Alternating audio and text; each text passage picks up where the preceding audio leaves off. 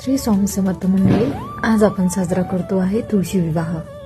सगळ्यात आधी घर स्वच्छ करायला घेतलं। साफसफाई झाल्यानंतर जेवणाची तयारी केली, प्रसादही बनवला। आता आली सगळ्यात मजेशीर गोष्ट, सजावट। फुलांचे हार, रंगीबेरंगी दिवे आणि सुंदर रांगोळीने तुळशी मातेचे वृंदावन अगदी नवरीसारखं सजवलं। आजच्या दिवशी तुळशी मातेचा विवाह शालिग्राम म्हणजेच भगवान विष्णू सोबत केला जातो, त्यामुळे वातावरणात एक वेगळीच भक्ती आणि आनंदाची लहर असते। तुळशी विवाह म्हणजे कार्तिक महिन्यातील अतिशय पवित्र सण।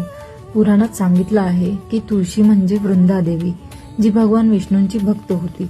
तिचा विवाह विष्णूंच्या शालिग्राम रूपाशी झाला आणि त्या दिवसापासून विवाह सोहळ्यांना शुभमुहूर्त मानला जातो।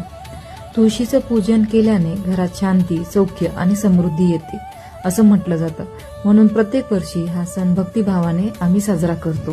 घरातील लहानांपासून मोठ्यांपर्यंत अगदी वेदूने सुद्धा मला ह्या कार्यामध्ये खूप मदत केली आणि आवर्जून त्याने डेकोरेशन करायला सुद्धा मला मदत केली।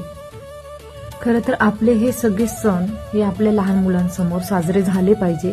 त्यांना या आपल्या सगळ्या सणांचं महत्त्व आपण पटवून दिलं पाहिजे, सांगितलं पाहिजे, म्हणजे आपली ही जी काही परंपरा आहे, ही जी काही संस्कृती आहे ती जोपासली जाईल। भगवान श्रीकृष्णांना नवीन वस्त्र, नवीन माळा आणि नवीन मुकुट परिधान करून दिलेला आहे। आता सुरू झाली मुख्य पूजा। तुळशी माता आणि भगवान विष्णू यांच्या प्रतिमेला समोर ठेवून विधीपूर्वक विवाह केला। मंगलाष्टक झालं, आरती केली, प्रसाद वाटला। घरभर मंगलमय वातावरण पसरलेलं होतं।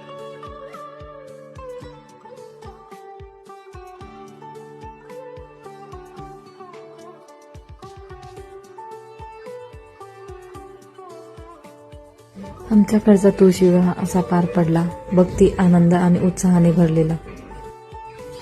तुम्हाला हा ब्लॉग आवडला असेल तर कमेंट्समध्ये नक्की शेअर करा।